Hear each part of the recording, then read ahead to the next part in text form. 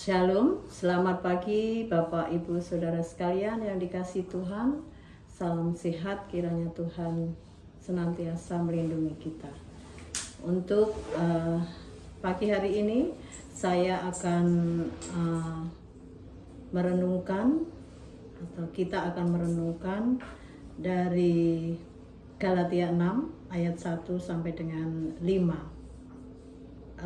Sebelumnya, marilah kita berdoa dulu. Tuhan Allah Bapa kami yang bertata kerajaan surga, kami bersyukur karena pagi hari ini kami bangun dalam keadaan sehat dan kami hendak merenungkan firman-Mu. Kiranya Tuhan menyertai hamba supaya apa yang disampaikan hanya seturut dengan kehendak-Mu dan kami beroleh sukacita. Dalam nama Tuhan Yesus kami berdoa. Amin. Sekali lagi selamat pagi. Untuk tema kali ini di bulan Februari, judulnya saling mengasihi dalam membangun gereja yang kuat dengan semangat kebersamaan. Mari kita baca Galatia 6 ayat 1 sampai dengan 5. Saling membantulah kamu. Saudara-saudara, kalaupun seorang kedapatan melakukan suatu pelanggaran, maka kamu yang rohani harus memimpin orang itu ke jalan yang benar.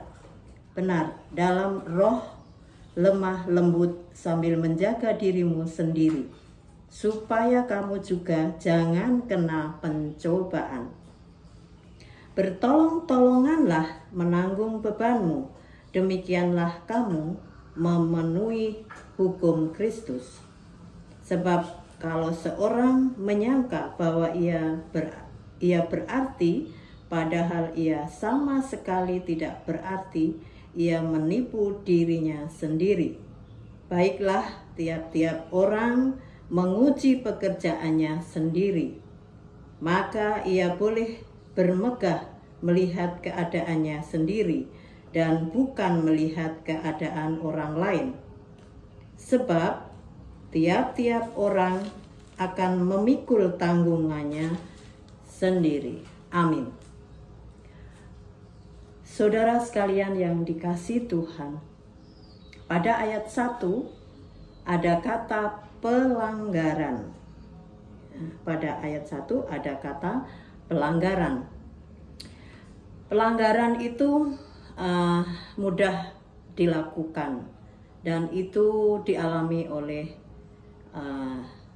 rata-rata semua orang. Nah, di sini pelanggaran, jika saudara seiman sedang melakukan pelanggaran atau dosa, nah hubungannya dengan rohani ya, kita hendaknya jangan diam saja dan tidak melakukan apa-apa, ya. Dan kita tidak boleh meremehkan atau mengutuknya, ya, atau menggosipinya sebagai bahan pembicaraan.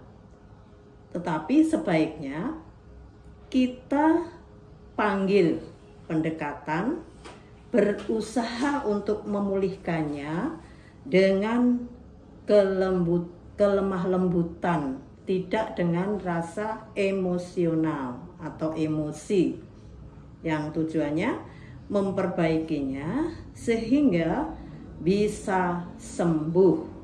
Hal ini bisa kita lihat di dalam Matius 18 ayat 15 sampai 17. Mari kita buka kitab Matius pasal 18 ayat 15 sampai 17 tentang menasihati sesama.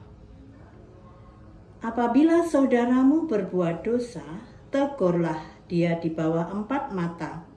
Jika ia mendengarkan nasihatmu, engkau telah mendapatkannya kembali. Ayat 16.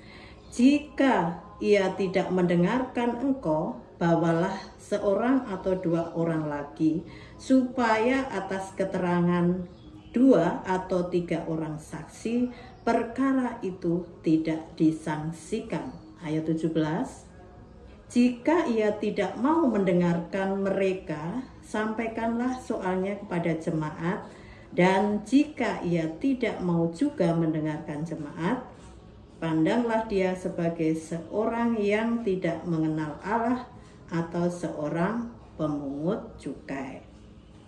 Ya, itu yang terdapat dalam Matius 18 ayat 15 sampai 17, hal menasihati ya. Kembali ke Galatia 6 ayat yang kedua. Bertolong-tolonglah menanggung bebanmu, demikianlah kamu memenuhi hukum Kristus. Di sini saya menggarisbawahi ada kata beban. Beban itu menunjukkan suatu berat, kemudian bobot yang harus ditanggung oleh seseorang yang sedang mengalami jatuh, keprihatinan. Nah, itu semua akan mengalami ya, dan merasa dirinya pernah mengalami kejatuhan atau keprihatinan atau kesedihan, kesusahan ya. Dan bila tidak bisa diatasi oleh dirinya sendiri ya, perlu minta tolong kepada orang lain yang ia percaya. Demikian juga sebaliknya, bila kita ya juga harus bila kita juga bisa menolong orang lain, kita juga harus menolongnya ya. Kita juga harus peduli dan mau menolong orang yang terbeban tadi ya.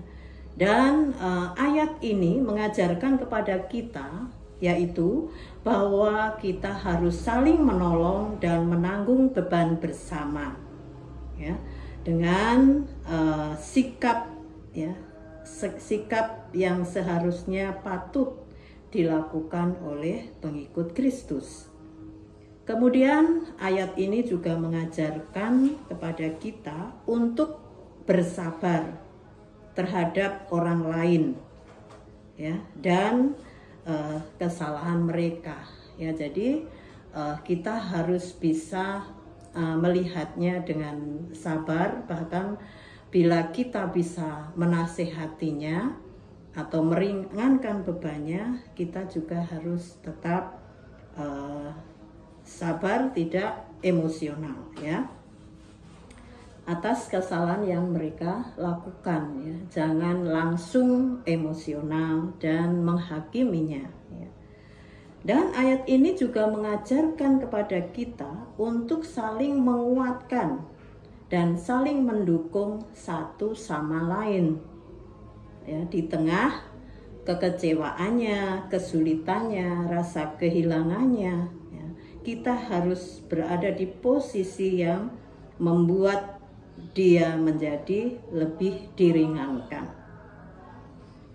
Kemudian yang selanjutnya, ayat ini juga mengajarkan untuk saling memperhatikan satu dengan yang lain, sehingga mereka yang terbeban tadi merasa mendapat keringanan, diringankan di saat beban-bebannya itu merasa sangat berat ia rasakan.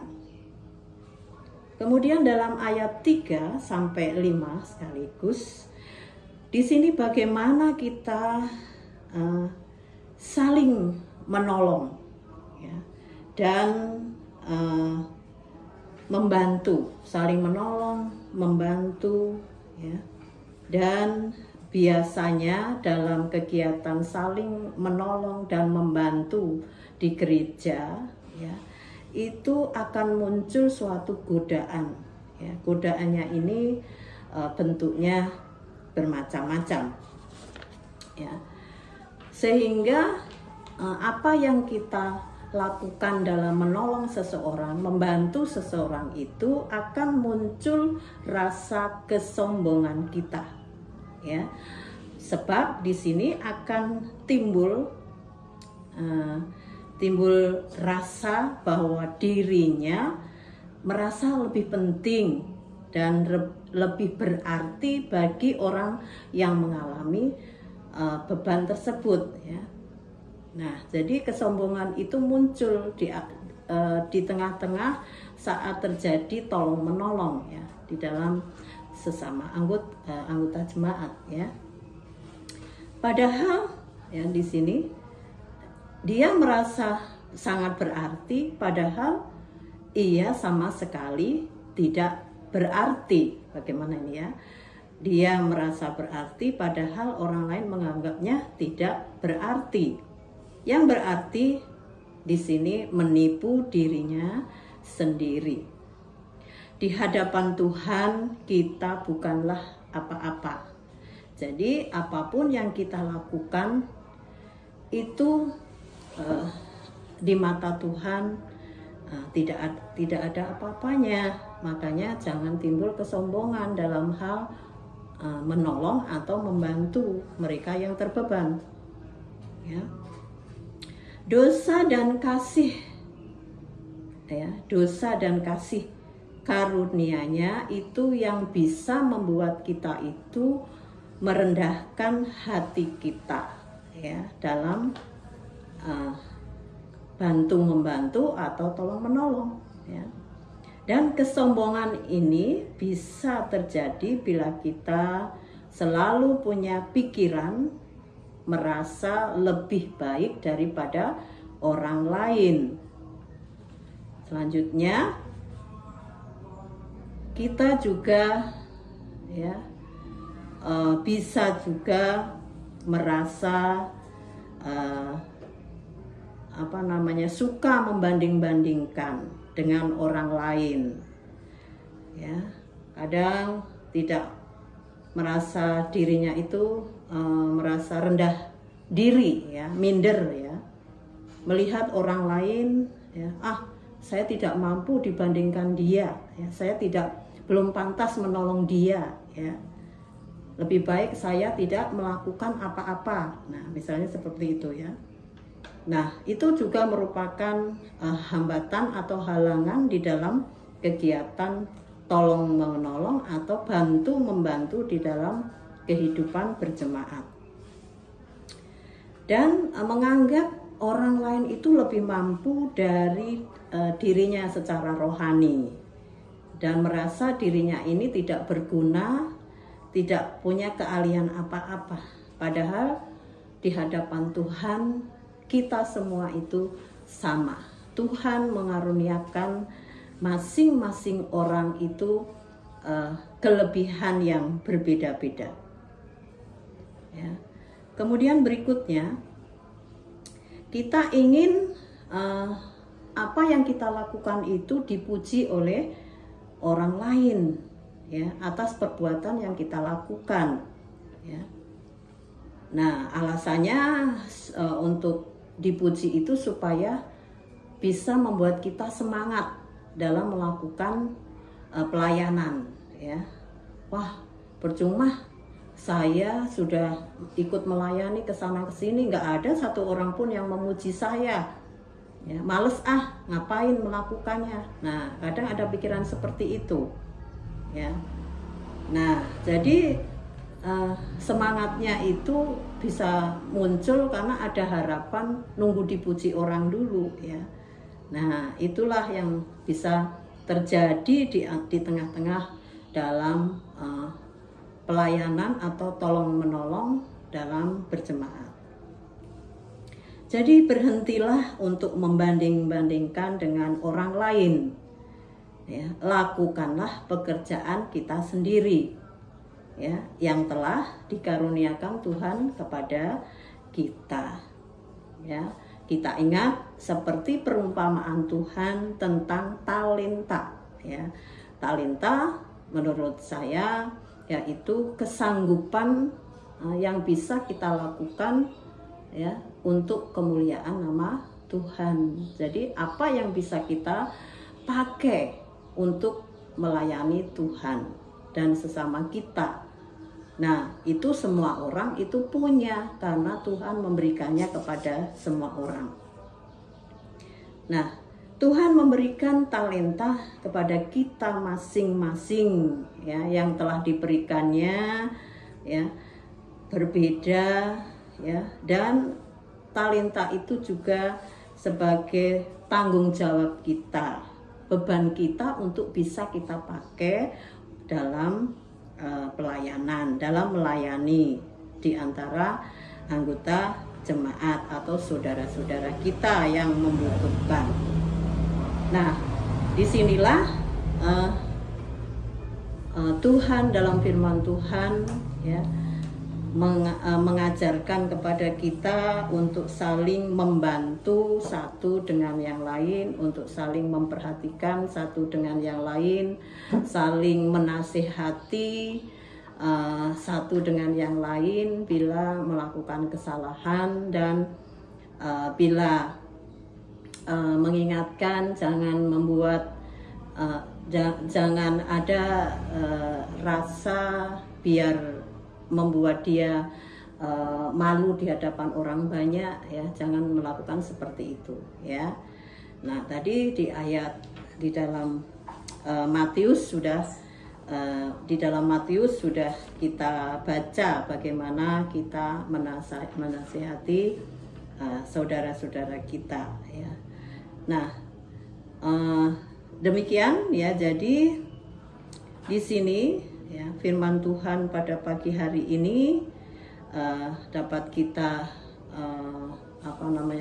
renungkan, yaitu mari kita semua ya, kita semua termasuk saya sendiri yang menyampaikan firman Tuhan pada pagi hari ini juga sering melakukan semacam itu ya. Jadi marilah kita bersama-sama peduli satu dengan yang lain, berjuang secara rohani, berusaha membantu dengan sikap lemah lembut, tidak dengan kekerasan atau menyinggung orang lain ya, dan tidak ada kesombongan di sini.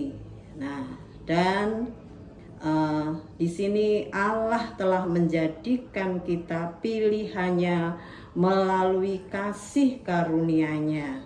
Jadi janganlah membanding-bandingkan bebanmu dengan orang lain.